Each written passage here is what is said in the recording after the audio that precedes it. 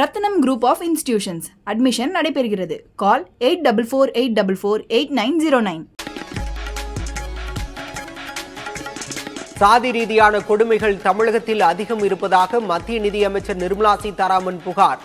சமத்துவத்தை நிலைநாட்ட வேண்டும் என சென்னையில் நடந்த செய்தியாளர் சந்திப்பில் வலியுறுத்தல்.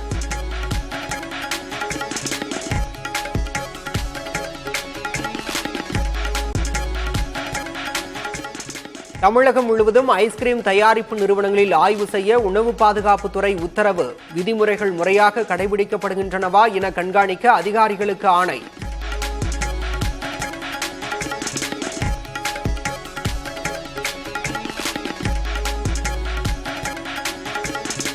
சிதம்பரத்தில் தற்காலிக படிக்கட்டு உடைந்து கீழே விழுந்த விசிக எம்எல்ஏக்கள்.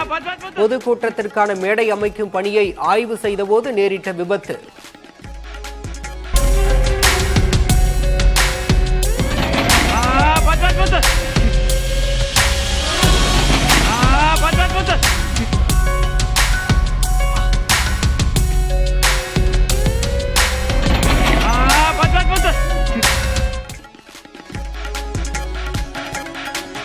திருவனந்தபுரம் அருகே வில்லியம் சர்வதேச துறைமுகத்தை திறந்து வைத்தார் பிரதமர் மோடி. 8900 கோடி ரூபாய் மதிப்பீட்டில் அமைக்கப்பட்ட துறைமுகம் நாட்டிற்கு அர்ப்பணிப்பு.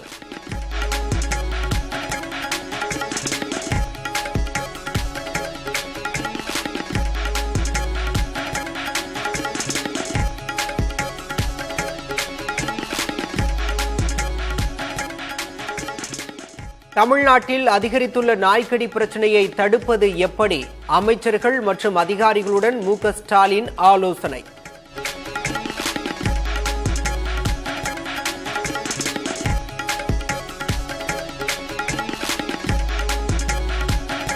தனது உயிருக்கு அச்சுறுத்தல் இருப்பதாக ஓய்வு பெற்ற ஐஏஎஸ் அதிகாரி சகாயம் பரபரப்பு புகார். கிரானைட் ஊழல் செய்பவர்களே வலிமையானவர்களாக இருப்பதாகவும் வேதனை. நானே சட்ட ஆணையராக பணியாற்றிய பொழுது 2 கடிதங்கள் எனக்கு வந்தது. உன்னை வெட்டி துண்டு துண்டாக்கி அந்த கனிம சுரங்களிலே வீசி எறிந்து விடுவோம் என்றும், என்னுடைய துணைவியார், என்னுடைய பிள்ளைகளை வெட்டி அந்த கனிம சுரங்கங்களிலே வீசி விடுவோம் என்கின்ற கடிதங்கள் 2 முறை எனக்கு வந்திருக்கிறது. ஓய்வு பெற்ற ஐஏஎஸ் அதிகாரி சகாயத்திற்கு மீண்டும் காவல்துறை பாதுகாப்பை வழங்க வேண்டும். புதிய தலைமுறையில் செய்தி வெளியான நிலையில் டிடிவி தினகரன் வலியுறுத்தல்.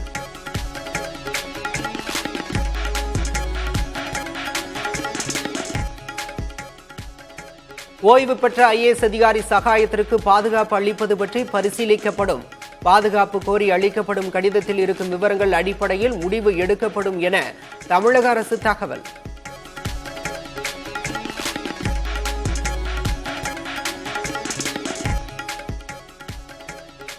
ஈரோடு அருகே தோட்டத்து வீட்டில் தனியாக வசித்து வந்த வயதான தம்பதி கொலை.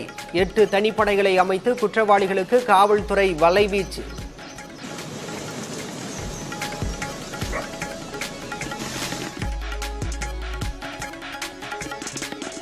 ஈரோடு அருகே முதிய தம்பதி கொலை செய்யப்பட்ட சம்பவத்திற்கு எடப்பாடி பழனிசாமி கண்டனம். இதுதான் சட்டம் ஒழுங்கு சிறப்பாக இருப்பதன் லட்சணமா என முதல்வருக்கு கேள்வி.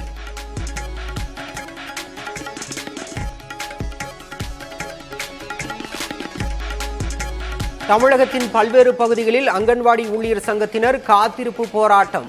அங்கன்வாடி மையங்களுக்கு கோடை விடுமுறை அளிக்கவும் காலி பணியிடங்களை நிரப்ப வலியுறுத்தியும் முழக்கம்.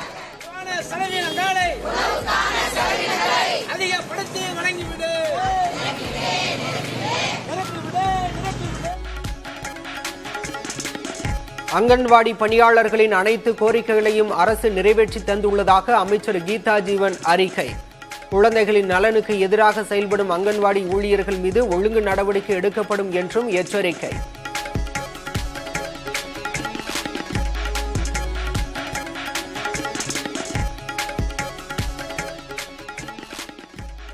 குறைவான மதிப்பெண் எடுக்கும் 5 மற்றும் 8ஆம் வகுப்பு மாணவர்களை ஃபெயிலாக்கும் சிபிஎஸ்இ நடைமுறைக்கு தமிழக அரசு கண்டனம். பெற்றோர்களும் எதிர்ப்பு குரல் கொடுக்க வேண்டும் என அமைச்சர் அன்பில் மகேஷ் வலியுறுத்தல்.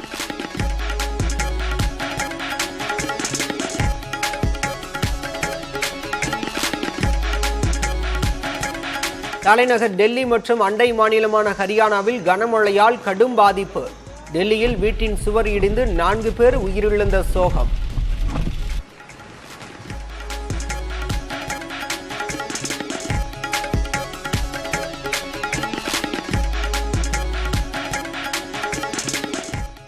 சென்னை அமைந்த கரையில் திறந்து கிடந்த பாதாள சாக்கடையில் விழுந்த சிறுவன். அபாய குரல் கேட்டு அக்கம்பக்கத்தினர் ஓடி வந்து சிறுவனை காப்பாற்றினர்.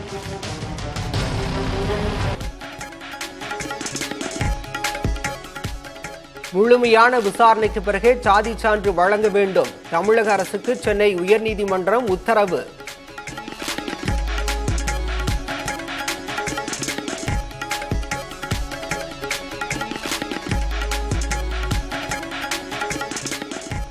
சென்னையில் கோயம்பேடு முதல் பட்டாபிராம் வரை மெட்ரோ ரயில் வழித்தடம் அமைக்க தமிழ்நாடு அரசு ஒப்புதல்.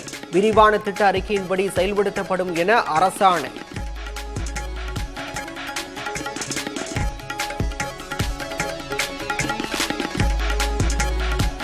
கள்ளழகர் ஆற்றில் இறங்கும் வைபவத்தின் போது அதிக விசை கொண்ட பம்புகள் மூலம் தண்ணீரை பீச்சடிக்க தடை.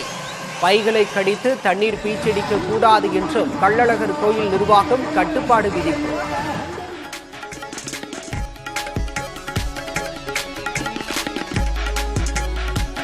ரத்னம் குரூப் ஆஃப் இன்ஸ்டிடியூஷன்ஸ் அட்மிஷன் நடைபெறுகிறது. கால் 8448448909.